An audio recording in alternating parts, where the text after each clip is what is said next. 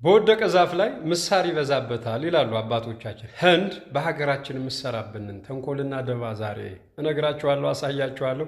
ህንድ ደግሞ ምን አድርጋ ብትሉኝ በስፓይሲ ምርት ላይ በዓለም አቀፍ ደረጃ ግንባር ቀደም የሆነችው ህንድ በቅመማ ቅመም ምርቷ ተወዳዳሪ እንዳይኖርባት ስትል የቅመማ ቅመም ምርቶችን ለማውደም የምታደርገውን ተንኮል ነው። ይሄ ለቅመምነት የምንጠቀምባቸውን ሰብሎች ለማጥፋት የሄደችበትን ርቀት ነው ዛሬ ምነግራችሁ። እዛ ጋር ቅመማ ቅመሞች ይኖሩኛል። እንዲሁም ደግሞ በቅመማ ቅመሞች ላይ ጤናችሁን ለመጠበቅ የምትሞክሩ ሰዎች ምን አይነት ስህተት እየፈጸማችሁ እንደሆነም በዛው ታዩታላችሁ። በስፓይሲ ምርት ኢኮኖሚዋን የገነባችው ህንድ ቅመማ ቅመምን ለዓለም ገበያ በማቅረብ ነው የምትታወቀው። በዚህ ስርዓቷ ማንም ተፎካካሪ እንዳይኖርባት ስትል በየሀገራቱ ያሉ ተፈጥሮ ይዘት ያሏቸውን ቅመማ ቅመሞች ዘረመላቸውን መለወጥ ሚሽኗ ነው። እና በዚህ ምን ላይ ሰርታለች የሚለውን ነው ዛሬ ማሳያችሁ። ዝንጅብል አለ፣ እርድ አለ፣ ኮረሪማ አለ፣ ሽንኩርት አለ፣ አተር አለ፣ ምስር አለ። ይሄኛው ህንድ አሻሽላ የሰጠችን ወፍራም ሲያዩት የሚያምረው ኮረሪማ ሲሆን ይሄ ደግሞ ሲያዩት የማያምረው የኢትዮጵያ ኮረሪማ ግን ውስጡ ፍሬው በጣም ብዙ የሆነው ብዙ የጤና ጥቅሞች አሉት ናቸው። ይሄ የምትመለከቱት የኢትዮጵያ ሽንኩርት ነው። ለሺህ ዓመታት ብታስቀምጡት ዘር መሆኑን አይተውም። ዘር ይሆናል መልሶ ተሎ አይበላሽም። 2-3 ዓመታት መቆየት ይችላል ሳይበላሽ። ቅርፍቶቹ እንደዚህ እየበሰበሱ ከላይ የተነሳ እየሟሟ እየሞሸሸ ያልቃል እንጂ አይሞትም።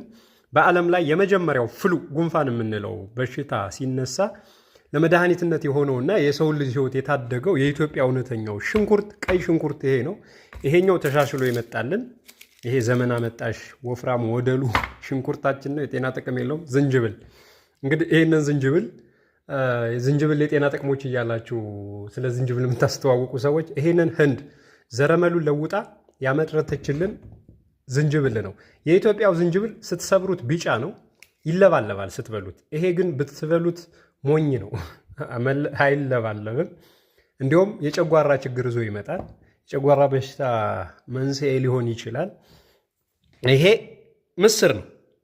ይሄ ደግሞ ከዚህኛው ከኛ ምስር ጋር አመሳስላ ያመረተችው ግን ህንድ የምታመርተው ይሄኛው ምስር ነው። ምንም አይነት ጠቀሜታ አይኖረውም። ዝም ብሎ ከርስን ለመሙላት ሊሆን ይችላል። ተፈጥሯዊ ይዘት ስለሌለው እንደዚህኛው ምስር ግን የጤና ጥቅሞች አይኖሩትም። ይሄም ህንድ አምርታ የሰጠችን የተሻሻለው አተር ነው። እንግዲህ እነዚህን ነገሮች በትንሹ እርዱንም ብትመለከቱት ይሄኛው የኛ እርድ ነው፣ ይሄ የነሱ እርድ ነው። ወደ ማጠቃለያ ሐሳቤ ስመለስ ይሄ ሁሉ ርቀት እንዴት ለምን ሆነ ካላችሁ ማንጓችን አይታችሁታል። ማንጓችን በባክቴሪያና በፈንገስ እንዲጠቃ አድርገው አይደለም ለዓለም ገበያ እንድናቀርብ ቀርቶ የሀገር ውስጥ ፍጆታችን እንኳን በማንጎ ምርት እንዳይሸፈን አድርገውናል። ይሄንን ደግሞ ተወዳዳሪ እንዳይኖራት በማድረግ ሲመጡ በኢንቨስትመንት ሰበብ ነው ሊያለሙ ነው የሚመጡ። እኛ ደግሞ መሬት እንሰጣቸዋለን፣ የተለያዩ ፋሲሊቲዎች እናመቻችላቸዋለን። ግን እነሱ መርዛቸውን ሰጥተውን ተክለውብን ይሄዳሉ። ይሄ ደግሞ ለሀገራቸውና ለሀገራቸው ሲሉ የሚያደርጉት ነው። እኛ ይህንን ነገር መከላከል የምንችለው ሀገራችን ስንወድ የሀገራችን የሆነ ውድ ነገር ስናከብረው ከወርቅ በላይ ነው። አረንጓዴ ነገር በዓለም ዙሪያ የሚፈለጉ በተለይ በምንም አይነት ፈርቲላይዘር ያልጎለበተ ኦርጋኒክ የሆነ ሰብል ይፈለጋል። የመጨረሻው ዘመን እንደ ወርቅ ተቆፍሮ የማይገኝ ነገር ቢኖር ተፈጥሯዊ ይዘት ያላቸው የምግብ ሰብሎች ናቸው። ስለዚህ ይሄንን ፉክክሮች ላለማጣት ስትፈልግ ህንድ ምን ታረጋለች? የትም ሀገራት ኦርጋኒክ የተባሉ ሰብሎችን እየሰበሰበች ወስዳ ለራሷ ስቶክ ታረጋለች፣ በዘር ማቆያዋ ታቆያለች። ሌሎች ሀገራት ደግሞ የተሻሻለ ምርት ነው፣ ምርት ሰጭ ነው፣ ብዙ ምርት ይሰጣል እያለች ፌክ የሆነ ማንነት ልውጥ ዘረመል ያላቸውን ቅመማ ቅመምም ሆነ የምግብ ሰብሎች ትሰጣለች። ይሄንን የምታረገው እንግዲህ ህንድ ናት። ብትፈልጉ አስታውሉ። የጤና ጥቅም ይሰጣሉ የሚባሉ አሽዋጋንዳ ትላላችሁ አይደል? ጊዜዋ ኢትዮጵያዊ ነው ግን እናንተ ከህንድ የመጣ ነው የምትሉት። እነሱ እንደሚሉት አራቱም የሆነ አሚኖ አሲድ በውስጡ የለውም። የህንዱ ኢትዮጵያ ውስጥ ያለው አሽዋጋንዳ ይኖራል። ጭንቀትን፣ ውጥረትን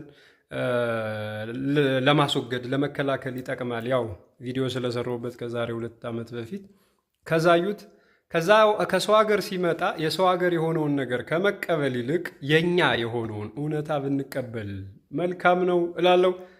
ያው ገበሬ መሆን ዕዳ አይደል? ገበሬ መሆን ዕዳ ስለሆነ እንደምታውቁኝ የገበሬው ልጅ ዮሐንስ ሽፈራው ነኝ። የሚጠቅማችሁን ሐሳብ ውሰዱ፣ ግን ኦርጋኒክ ላይ ተጠንቀቁ። ዘር አቆዩ፣ ዘር አቆዩ።